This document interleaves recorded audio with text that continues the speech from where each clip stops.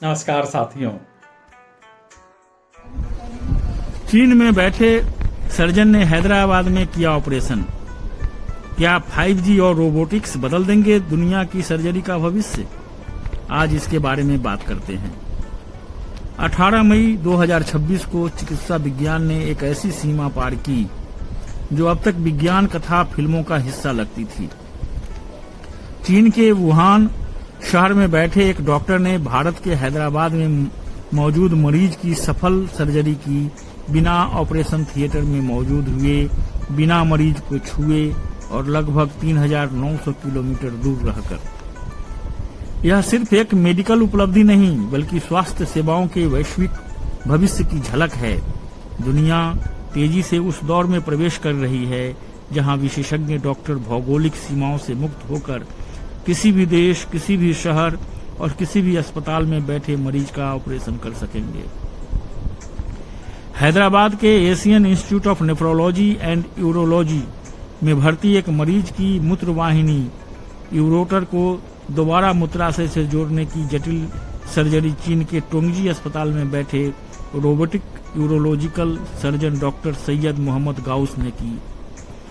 करीब 90 मिनट चली इस प्रक्रिया को अब दुनिया की पहली लंबी दूरी वाली रिमोट रोबोटिक यूरेटर रीइम्प्लांटेशन सर्जरी माना जाता है।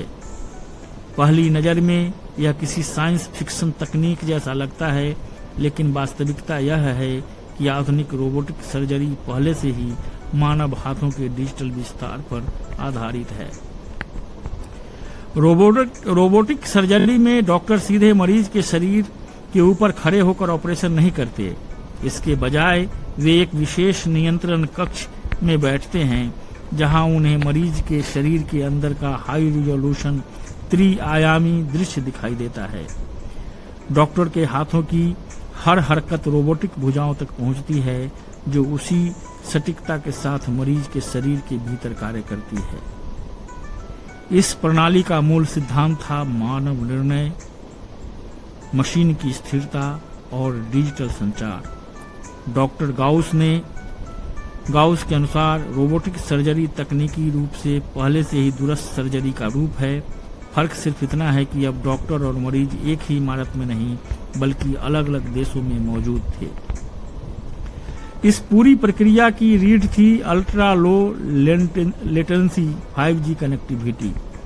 सर्जरी के दौरान डॉक्टर के हाथों की हर गतिविधि वुहान से हैदराबाद तक इंटरनेट नेटवर्क के जरिए भेजी जा रही थी।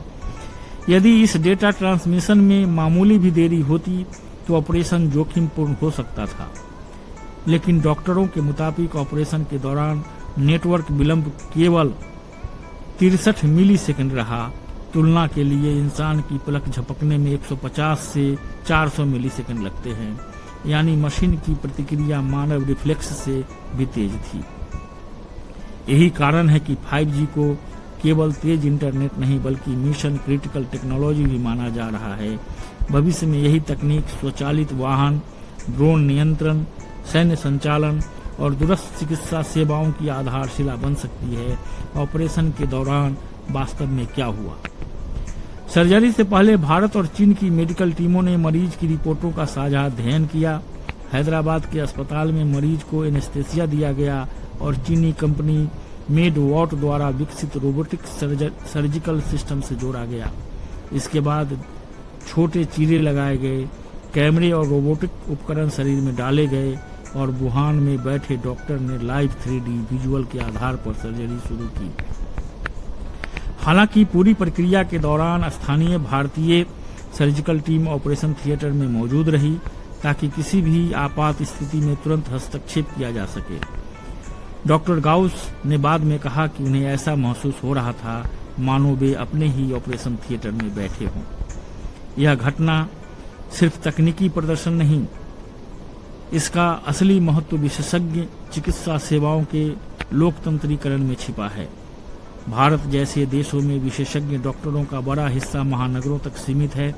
छोटे शहरों और ग्रामीण क्षेत्रों में अक्सर अनुभवी सर्जन नहीं होते, जटिल ऑपरेशन संभव नहीं होते और मरीजों को हजारों किलोमीटर यात्रा करनी पड़ती है।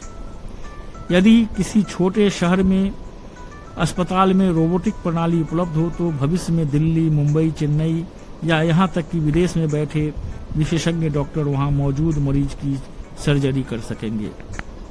यानी भविष्य में डॉक्टर का स्थान उतना महत्वपूर्ण नहीं रहेगा जितना नेटवर्क और मशीन की उपलब्धता।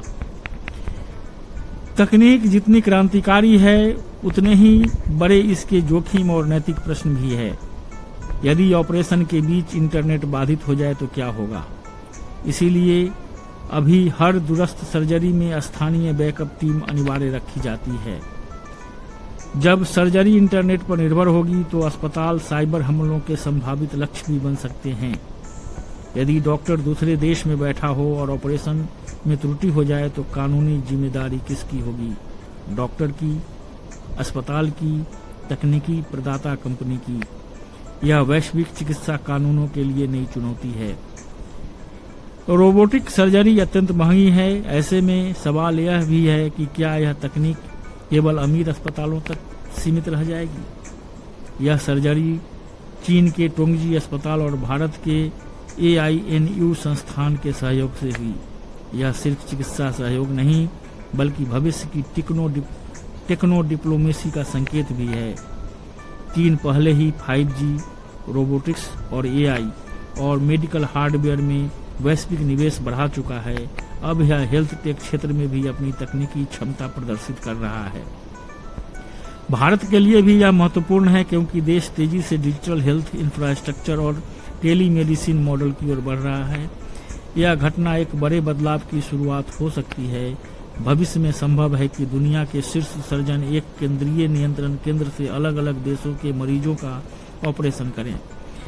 युद्ध क्षेत्रों में दूरस्थ सर्जरी हो, अंतरिक्ष मिशनों में पृथ्वी से डॉक्टर सर्जिकल सहायता दें और ग्रामीण अस्पतालों में विशेषज्ञता की कमी लगभग खत्म हो जाए। जो तकनीक आज असाधारण उपलब्धि लग रही है वह अगले दशक में सामान्य चिकित्सा प्रक्रिया बन सकती है। 20वीं सदी में चिकित्सा विज्ञान ने शरीर के भीतर पहुंचने की कला सीखी। 21वीं सदी में चिकित्सा विज्ञान दूरी को समाप्त करना सीख रहा है। वुहान से हैदराबाद तक हुई यह सर्जरी सिर्फ एक मरीज का ऑपरेशन नहीं थी, यह उस भविष्य की घोषणा थी जहां डॉक्टर और मरीज के बीच की सबसे बड़ी बाधा यानी दूरी धीरे धीरे अप्रासंगिक हो जाएगी। और शायद आने वाले वर्षों में अस्पतालों की परिभाषा भी बदल जाएगी क्योंकि ऑपरेशन थिएटर अब केवल एक कमरा नहीं बल्कि एक वैश्विक डिजिटल नेटवर्क बनने जा रहा है। तो दोस्तों आज के लिए बस इतना ही। जल्द ही मिलेंगे एक नए वीडियो के साथ। जल्द ही मिलेंगे एक नए वीडियो के साथ। तब तक मुझे विदा दीजिए। और हाँ, अगर अभी तक आपने मेरे इस चैनल को सब्सक्राइब नहीं किया है तो सब्सक्राइब कीजिए और लाइक कीजिए। नमस्कार, जय हिंद, जय भारत।